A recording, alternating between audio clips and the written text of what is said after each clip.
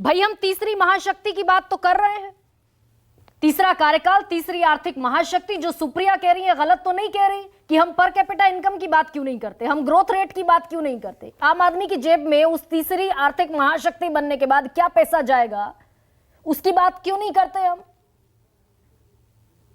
गरिमा बहन नमस्कार और धन्यवाद अपने शो में बुलाने के लिए। मैं अपेक्षा करता हूं जैसे आपने सुप्रिया बहन को सुना वैसे सुप्रिया बहन ने बहुत सारे विषयों को घेर दिया, बहुत सारे विषयों पर कह दिया। ये सब विषय अभी हाल में जो राज्यों के चुनाव हुए, महाराष्ट्र, मध्य प्रदेश, छत्तीसगढ़, राजस्थान, तेलंगाना, सब राज्यों के चुनाव में इन्होंने सब विषय रखे अपनी तरफ। और उन्होंने जाति जनगणना का विषय बड़ी जोरों शोरों से रखा था। वहां पे लोगों ने सब विषय नकारे इनके और इनका सूफड़ा साफ किया। हाँ, परसेंटेज है वो अभी कहेंगे 40% वोट पड़ा था, ठीक है, परंतु सीटों के आंकड़े में जाएंगे तो अल्टीमेटली तो सीटों का आंकड़ा गिना जाएगा। सीटों के आंकड़े में तो इनका सूफड़ा साफ हुआ, हर राज्य में दिख लिया किस प्रकार की हालत थी सॉरी, और चुनाव से पहले किस प्रकार यहाँ आकर छाती ठोकर कहते थे हम तो चुनाव जीत रहे हैं। तो ये होगी एक बात। जहां तक एक एक विषय की बात करूं, का हेल्थ के बारे में 55 करोड़ लोगों को आज देश में 5 लाख तक का इंश्योरेंस मिलता है। दुनिया की सबसे बड़ी स्कीम है, इससे बड़ी स्कीम नहीं। मैं लगभग रोज 3-4 लोगों की मदद करता हूं जो बाहर के लोग हैं, और दिल्ली में 84 हॉस्पिटल ऐसे हैं जहां पे उनकी चिंता हो जाती है और हम कोशिश करते हैं कि उनकी चिंता उन हॉस्पिटल्स में हो जाए। ठीक है। तो 55 करोड़ कोई छोटा डेट फिगर नहीं है। कई देशों की आबादी मिलाकर 55 करोड़ आबादी नहीं है। तो यूरोप के कई सारे देशों की मिलाकर आबादी 55 करोड़ नहीं होगी। अमेरिका के कई सारे घटक देश मिलाकर भी आबादी इतनी नहीं होगी। अगली बात है, इन्होंने कहा बेरोजगारी की बात। अभी प्रधानमंत्री ने ईपीएफओ का डेटा बताया 18 करोड़ का, और 4 करोड़ लोगों का मुद्रा योजना के अंतर्गत अगर 4 के साथ एक भी जोड़ो। अभी आप कहेंगे नहीं उसमें तो ज्यादातर वो लोग हैं जो 50,000 से कम देते हैं।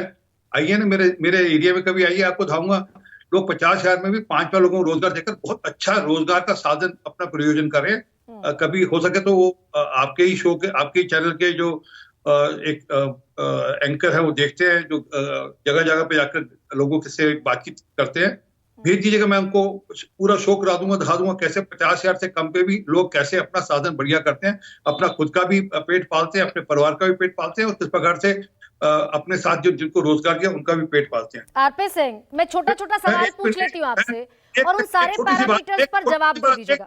गरिमा बहन एक छोटी सी बात, इन्होंने एक जिक्र कर दिया चंडीगढ़ का।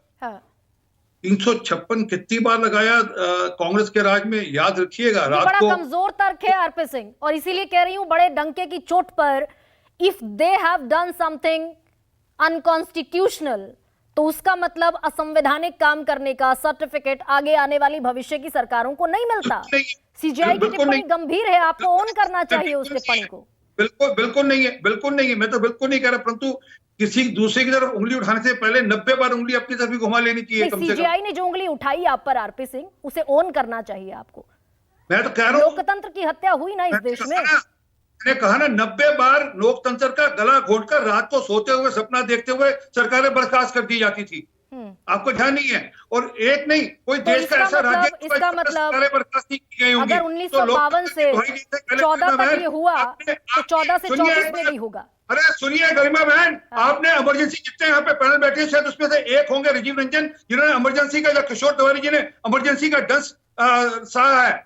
हमने सहा है इमरजेंसी का डंस। यहाँ पर हमारी सुनवाई नहीं थी, हमारे परिवार के लोग दोबारा इमरजेंसी। आरपी सिंह, कितना कमजोर तर्क है और हम डेविएट कर रहे हैं। कितना कमजोर तर्क है कि अगर देश में कांग्रेस ने इमरजेंसी लगाई तो बीजेपी उसे तर्क के तौर पर इस्तेमाल करेगी। बंद कर दिए गए थे सबके सब अखबार, और यही नहीं, इमरजेंसी नहीं, इमरजेंसी के बाद राजीव गांधी के काल के अंदर आधी रात को तय कर इंडियन एक्सप्रेस अखबार इसलिए बंद कर दिया गया, अकेला इसलिए बंद कर दिया गया क्योंकि 10 प्रश्न रोज पूछे थे भ्रष्टाचार के ऊपर। और हमें पता है किस प्रकार की लड़ाई हम लोगों ने लड़ी, और रामनाथ गोयनका जी ने किस प्रकार की लड़ाई लड़ी। राकेश रंजन उसका आरपी सिंह, अगर मेरी आवाज मिल रही है आपको, तो क्या एक मैच्योर सिटीजन होने के नाते और पॉलिटिशियन होने के नाते आप डिफेंड कर रहे हैं इस बात को? कांग्रेस ने इमरजेंसी लगाई तो आप जो रिटर्निंग ऑफिसर को डिफेंड कर रहे हैं, जिसको सीजीआई ने कहा कि भाई लोकतंत्र की हत्या हुई, मुकदमा होना चाहिए उसके खिलाफ।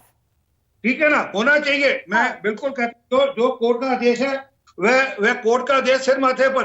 बिल्कुल होना चाहिए, परंतु कौन लोग उंगली उठा रहे हैं, मैं ये कह रहा हूं, जिन्होंने आधी रात को तय कर कर अखबार बंद इसलिए करा दिया कि वह 10 प्रश्न भ्रष्टाचार के बारे में राजीव गांधी से पूछे थे। वो सत्ता में थे, आज विपक्ष में है। लेकिन मुझे एक बात बताइए, ठीक है, मैं इस पर चर्चा करूंगी तो इस पर डिटेल में जाएंगे, डेविएट हो रहे हैं। अब ये आप मुझे बताइए कि भाई आपने किसानों के लिए धरातल पर काम किया, ये आप कह रहे हैं संसद में, किसानों की आय दोगुनी होनी थी, हुई क्या? बस इतना बता दीजिए। ये वादा भी आपकी का था?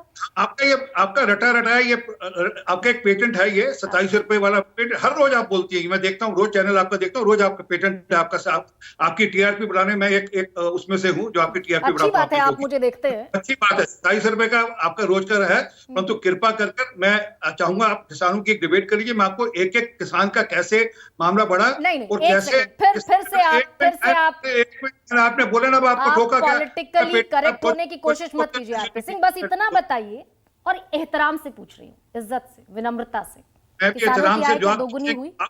दोगुनी हो गई क्या किसानों की आय? जी, आपके डेटा के अनुसार से नहीं, परंतु जमीन पर हो गई। बता दीजिए, मुझे अपना डेटा बता दीजिए। हो गया, आपने बोलने देना नहीं, टोके जाना इसलिए अच्छी बात नहीं है, आप तो निरंतर टोकेंगी, परंतु जो किसान सम्मान निधि के माध्यम से भी, और किसान के बाकी जो इंश्योरेंस के माध्यम, जो क्रॉप इंश्योरेंस के माध्यम से भी, और जो बाकी इनपुट कॉस्ट जो अभी भी निरंतर में रखी है उसके माध्यम से भी, और जिस प्रकार से जो प्रोक्योरिंग प्राइस है उसको बढ़ाते हुए भी किसान की इनकम बढ़ी है। ये गलत डेटा है आरपी सिंह, जिम्मेदारी से कह रही हूँ, यह गलत डेटा है, और आप ही की संसदीय कमेटी की रिपोर्ट सदन में जो रखी गई, वो ये रिपोर्ट कहती है कि किसानों की आय दोगुनी होने से, अपने टारगेट से अभी काफी दूर है। गलत डेटा है आपका। किसानों की, एक मिनट बहन, आप पता नहीं कौन से पार्लियामेंट्री कमेटी की बात कर रही हैं। आपके सांसद हैं, पीसी गद्दी गोदर की अध्यक्षता में आपने संसदीय समिति बनाई, उस संसदीय समिति ने 2022 में रिपोर्ट रखी, और वो रिपोर्ट ये कहती है।